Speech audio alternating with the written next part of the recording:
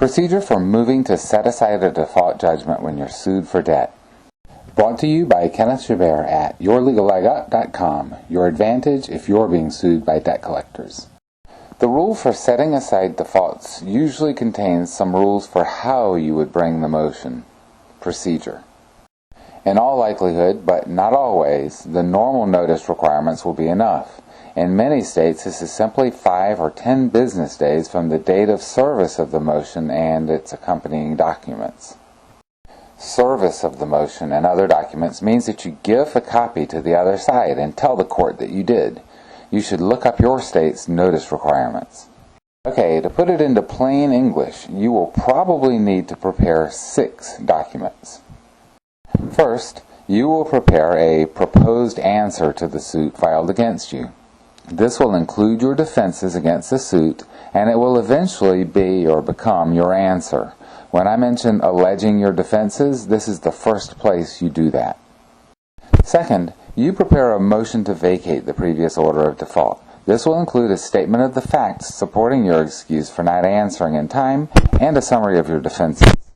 It wouldn't hurt to reallege them all, and make sure that they're legally sufficient, that is, enough, to constitute a defense to the lawsuit brought against you. Third, you prepare an affidavit of the facts supporting your excuse and possibly supporting your defense to the underlying suit. You refer to this affidavit in your motion and memorandum. Fourth, you prepare a memorandum in support of your motion to vacate. This memorandum or memo tells the court that you want it to vacate the default judgment and argues why it should do so. Your memo should also include references, or citations, to the decisions of other courts that have done what you wanted under similar circumstances. In other words, you want to tell the court why your excuse is good enough and why you should win the suit in general, citing case law shows that other courts have agreed with you. You will attach your affidavit to this memorandum and refer to the affidavit in your memo.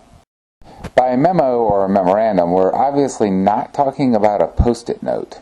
That's just what we call the document where you make your argument. Sometimes they're called briefs, and they are definitely not always brief. This document is going to do the heavy lifting of explaining why you should be allowed to defend yourself. So treat it as an important thing. And fifth, you will prepare a notice of hearing which tells the other side that you want to argue your motion to the court, if that's required, as it usually is, and setting the date for that argument and the time. The court will tell you what that date will be, and you have to ask. Remember that you have to give the other side time, as required by your rules of civil procedure, to respond to your motion before the hearing. And finally, you will prepare a notice of service, in which you tell the court that you've served copies of this notice and all the other documents on the other side. You file all these things with the court, save a copy for yourself, and serve them on the other side. You will get the date for argument from the court. Go to court on that date and argue for your cause. Protect what's yours, and don't let the debt collectors rip you off. My site and materials can help. Go to yourlegallegout.com. Get my litigation manual and forms, or get the videos and defend yourself. You'll be glad that you did. You may not consider this video or anything I say in this or any video as legal advice.